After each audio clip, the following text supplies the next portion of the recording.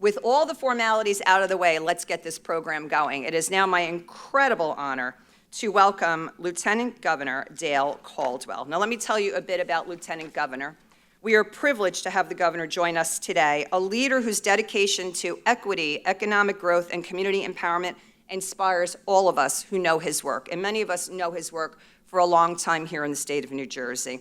Lieutenant Governor is a respected leader, author, and public servant whose career reflects decades of commitment to strengthening communities all across our great state of New Jersey. He's served in a wide range of leadership roles: education, nonprofit, economic empowerment, and he's recognized for his work in areas such as community leadership, social innovation, and organizational development. The LG is also known for his contributions as a professor and administrator in higher education, where he helped shape programs that expand opportunity and support our future leaders in New Jersey.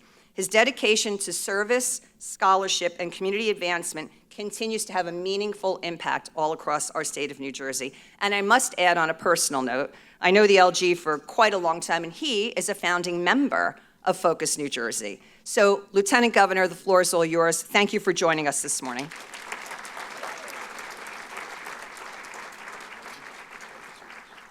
Thank you. Good morning, everyone. How are you doing? Well, you know, it's Michelle and I, you know, we've known each other since we were 10 for about 2 decades. And so, but one of the things, you know, I've been in the job for 3 months and really getting a better sense of this entire state and one, how extraordinary it is. And I'm realizing that my job as Lieutenant Governor, and the governor is, you know, more visible and out there, it's really putting together a jigsaw puzzle to kind of put together the pieces. And the more I do that, the more I realize how brilliant Michelle Sekurka is, because you've been doing this, you've really been doing this for a lot of years from the chamber level. And what you really haven't had is a full partner to help build on that, because we need to put together the jigsaw puzzle at the state level. And so even today, I've introduced people at the state of New Jersey who should be working together and aren't, because we often think in silos. Just this state, as small as we are, we've been thinking silos. I'm in education, and I'm in workforce, and I'm in healthcare, you know, and so what you've been doing, you know, at this level, we want to mirror. And so I say all that because, you know, so often in business, you need an ultimate goal. The nice thing about business, you have goals to increase profitability, you have goals to grow expand your marketplace, et cetera, et cetera. And sometimes government has struggles. I was at Deloitte Consulting for 11 years, so I think of things as a consultant. So I'm looking at government in a very different way, probably than most people do. And one of the reasons, and Governor Cheryl and I, who brings her greetings, have talked a lot about affordability. You know, and the reality is, as you said, it's hard for us to be cheaper than a lot of southern states, but we can have the best workforce in the United States of America, and we have it, but we can make it even better. And that's really what you've been all about.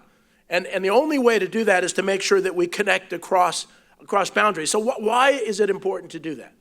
You know, it's about affordability. If you don't really measure affordability, then you're not gonna manage it.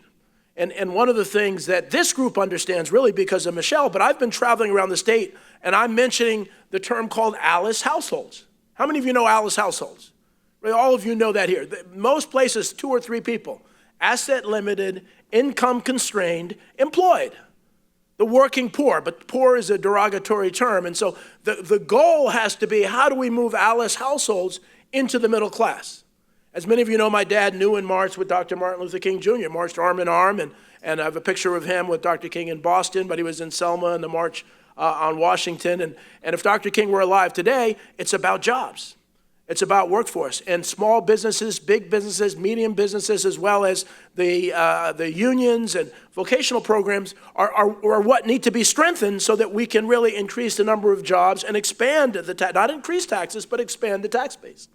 So the idea of this, what I call a middle class movement, is really what's driving all of this, to really move as many people into the middle class. And if you know, I got my MBA in finance from Wharton, so again, I look at things financially and said, if we want to really reduce taxes or make money more available, what we need to do is move people from poverty into the middle class, move people from Alice into the middle class. So if we do that, what happens is that makes New Jersey more affordable.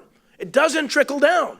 as we've known over the years. And this is not a political statement. The fact is, so we together need to say, if we're going to make New Jersey more affordable, we have to do what this conference is all about. Move folks from poverty, from Alice, into the middle class. Well, how do you do that? Well, you have to make sure that all of the wonderful parts of the state are connected, which is what you're doing when you want to do the research. And so one of the things I've learned, and I was 26 years on the New Brunswick Board of Education. I spent 3 years as president of Centenary University. I've worked with vocational programs, and it's been amazing how little they talk. It's been amazing how they all are operating separately and are producing things based on what they need, not what the community needs, what the state needs. And so what you're doing and what we're doing as Lieutenant Governor is really trying to connect higher ed, which you're doing, with what are the job needs of employers, vocational with what are the needs, and K-12. And so you, as I said, this group has been doing it, but as Lieutenant Governor, I'm committed to really making sure that everyone is working in concert so that we can create the kind of education program that we need. And especially in the higher education sector, it's a number of independent groups who are kind of doing their own thing without saying we have duplicative programs, and then having been in K-12, most high school seniors don't know all the options that are available in New Jersey. So one of the things we're talking about internally or externally, creating some kind of portal so that every 11th grader can go online and or on an app and find out, okay, I want vocational, or I want a small college, or I want a big college, or I want go to the military. And so one of the things that I've found is that, and often counselors do that to a good extent, but if you understand, most counselors are overwhelmed. They have 200, 300 people, so we've relied on counselors to keep kids in New Jersey. And it's not that they're not good, that they're just overwhelmed. So we, as a partner with AI and new technology, we have an opportunity to let people know that this is a state that has more educational options than really any other state of its size. So if we can work together to do that, that's critically important. And so a couple things that I've learned since I've been here. One is, and I live in New Brunswick, so I have been the three region group of New Jersey, North, Central, and South. But I'm really finding that Shore is almost a fourth region.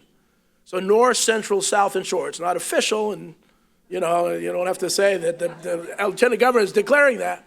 But at least as we think about job training, as we think about education, we need to think about those sectors so that we can make sure that they're all strong, that they're all doing very well. The other thing is that I've often really focused on the public, private, and nonprofit world.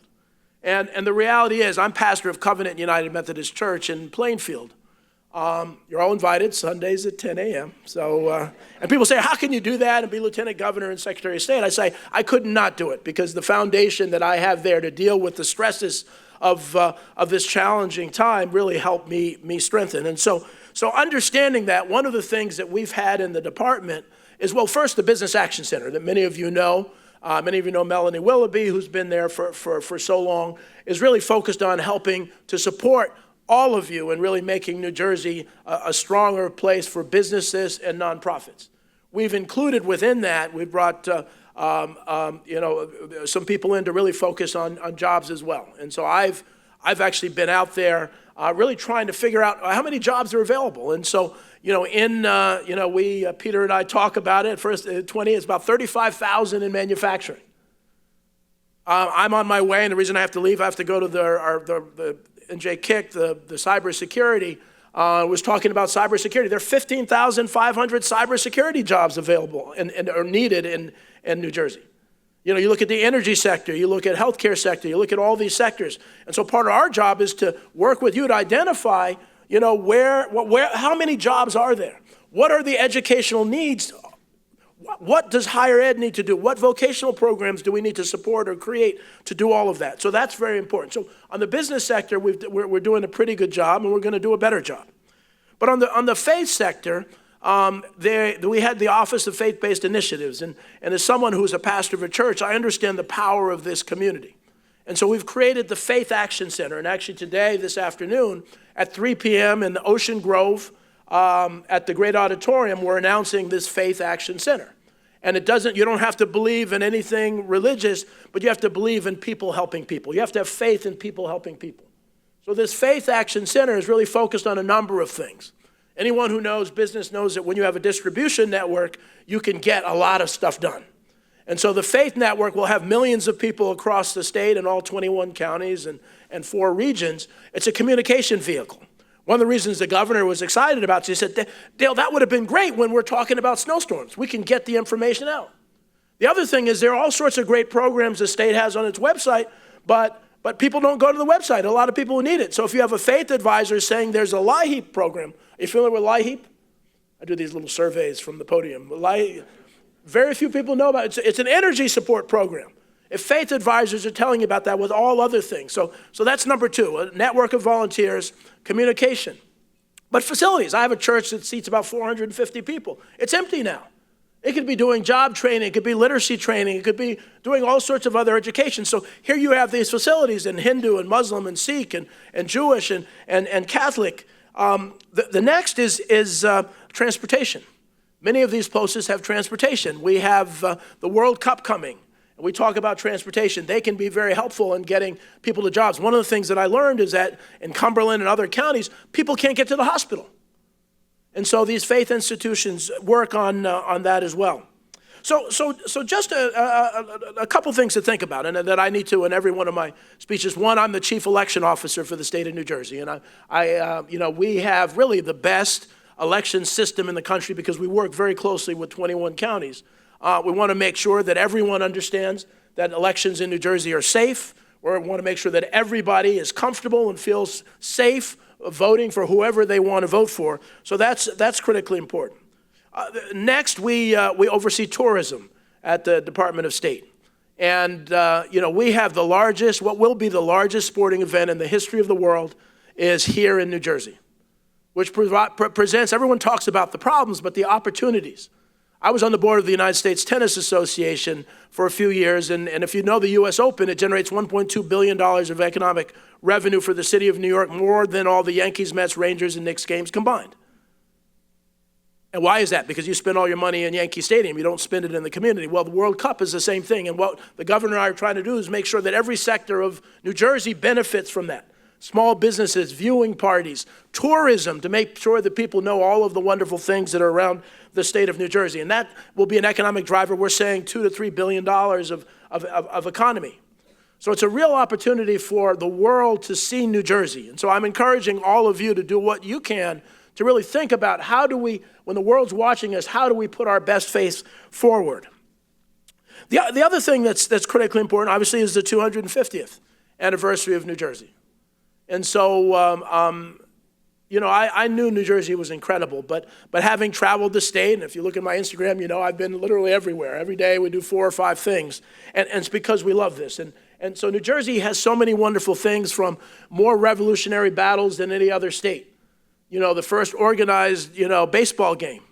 I hate to say the first college football game because my daughter is at Rutgers and I'm at Princeton, and they beat Princeton on their first game, so that bothers me, but it is what it is. The film industry started here.